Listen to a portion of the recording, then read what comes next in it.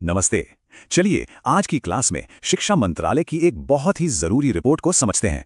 ये है भारत स्कूली शिक्षा प्रदर्शन ग्रेडिंग इंडेक्स यानी PGI 2.0।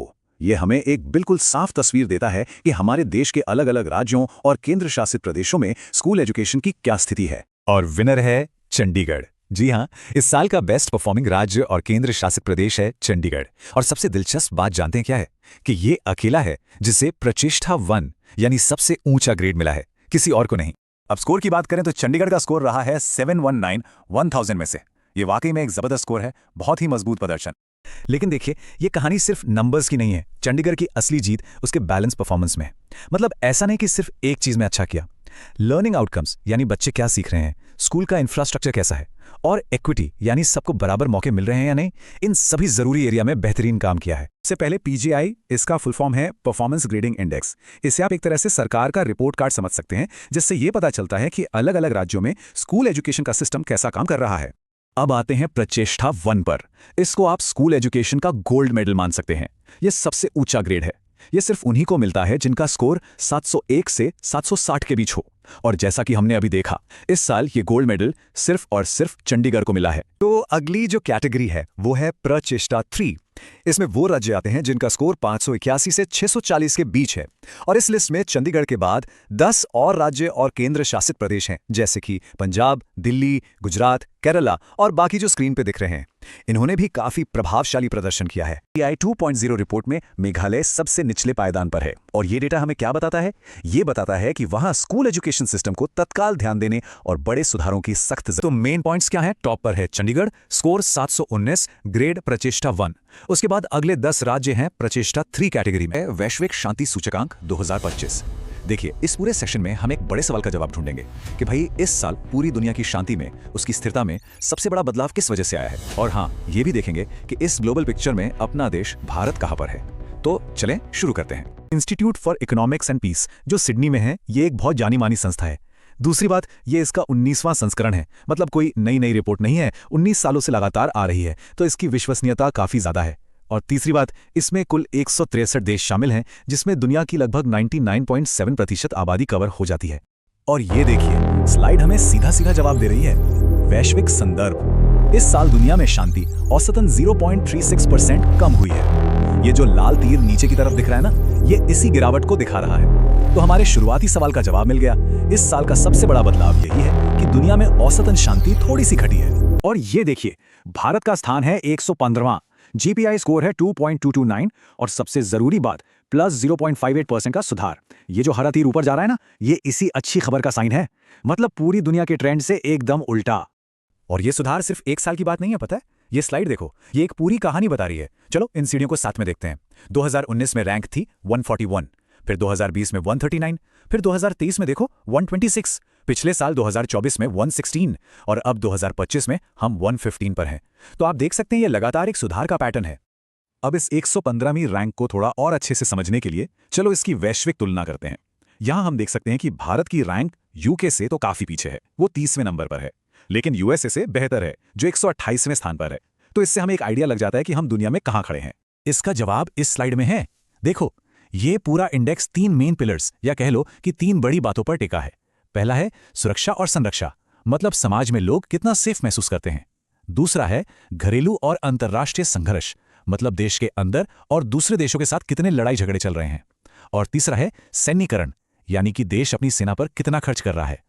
इन 3 बड़ी बातों को कुल 23 अलग अलग इंडिकेटर से नापा जाता है और तब जाकर फाइनल रैंक तय होती है। हुरुन ग्लोबल यूनिकॉर्न इंडेक्स को।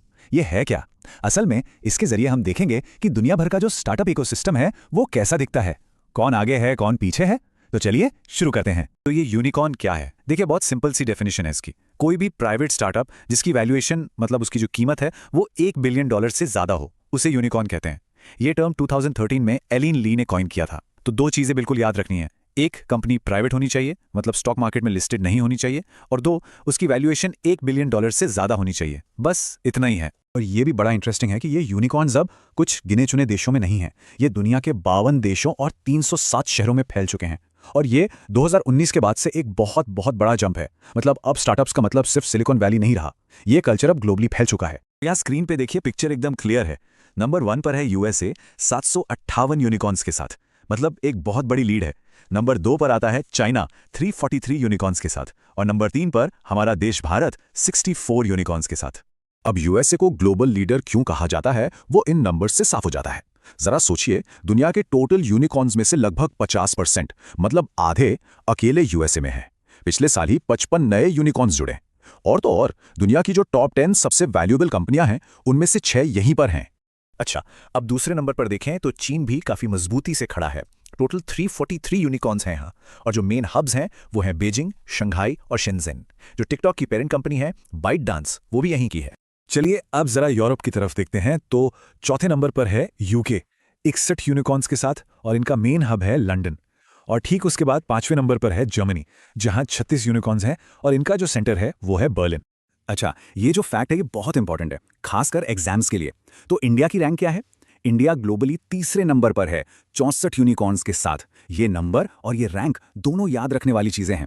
तो इंडिया के सबसे वैल्यूएबल मतलब सबसे कीमती स्टार्टअप्स कौन से हैं? 2025 के लिस्ट के हिसाब से टॉप 3 हैं। नंबर 1 पर ज़ीरोधा 8.2 बिलियन डॉलर्स की वैल्यूएशन के साथ। फिर है ड्रीम 11 8 बिलियन डॉलर्स, और उसके बाद रेज़रपे 7.5 बिलियन डॉलर्स।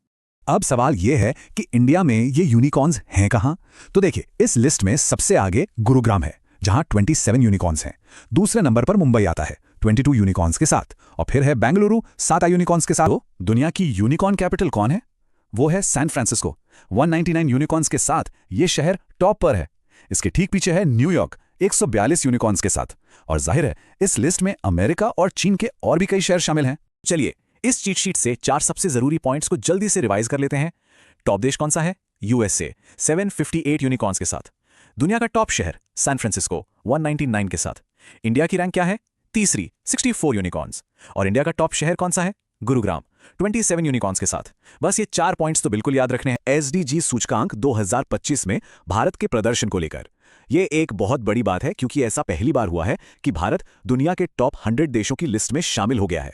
तो ये एक ऐसा माइलस्टोन है जिसके बारे में हमें थोड़ा गहराई से जानना ही चाहिए। जो सबसे जरूरी बात है वो ये है, 193 देशों में से भारत की रैंक है 99 और हमारा स्कोर है 67। अब ये स्कोर मतलब 100 में से 67, ये दिखाता है कि सस्टेनेबल डेवलपमेंट गोल्स पर हम कितना अच्छा काम कर रहे हैं। तो टॉप 100 के अंदर आना ये सच में एक बहुत बड़ी छलांग है। इससे हमारी पूरी जर्नी साफ साफ दिख रही है। 2022 में हम 121वें नंबर पर थे, वहां से हम लगातार बेहतर हुए। 2023 में 112, 2024 में 109 और अब 2025 में सीधा 99 पर। मतलब ये एक लगातार और बहुत ही प्रभावशाली प्रगति है। अच्छा, अब ये जानना भी जरूरी है कि ये सारी जानकारी आ कहां से रही है। तो ये डेटा 10वीं यूएन सस्टेनेबल डेवलपमेंट रिपोर्ट से लिया गया है। इसे एसडीएसएन यानी sustainable development solutions network publish करता है, और इसको लीड कर रहे हैं जाने माने अर्थशास्त्री जेफरी सैक्स। तो जाहिर है ये रिपोर्ट काफी भरोसेमंद। और रैंकिंग में सबसे ऊपर हमें वही जाने पहचाने नाम मिलते हैं, फिनलैंड, स्वीडन और डेनमार्क। ये स्कैंडिनेवियाई देश हमेशा से ही इस मामले में बहुत अच्छा करते आए हैं, और एक तरह से ये दुनिया के लिए एक बेंचमार्क सेट करते हैं।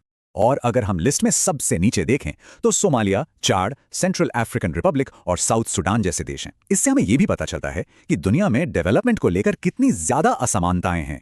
अब जरा दुनिया की 2 बड़ी महाशक्तियों को देखते हैं, अमेरिका और चीन। तो अमेरिका की रैंक है 44 और चीन की है 49। स्कोर भी देखिए, अमेरिका का 75.2 और चीन का 74.4। मतलब काफी करीब हैं दोनों, और टॉप 50 में आराम से अपनी जगह बनाए हुए हैं। और यहां एक बहुत ही दिलचस्प बात सामने आती है। अमेरिका की ओवरऑल रैंक तो 44 है, लेकिन जब बात आती है इंटरनेशनल कोऑपरेशन की तो उसकी रैंक है 193, यानी सबसे आखिरी। ऐसा इसलिए हुआ क्योंकि वो कुछ समय के लिए पेरिस एग्रीमेंट और WHO से अलग हो गए थे। ये दिखाता है कि ग्लोबल सहयोग कितना जरूरी है। एक दिलचस्प बात यह है कि हमारे कुछ पड़ोसी देश इस इंडेक्स में हमसे भी आगे हैं।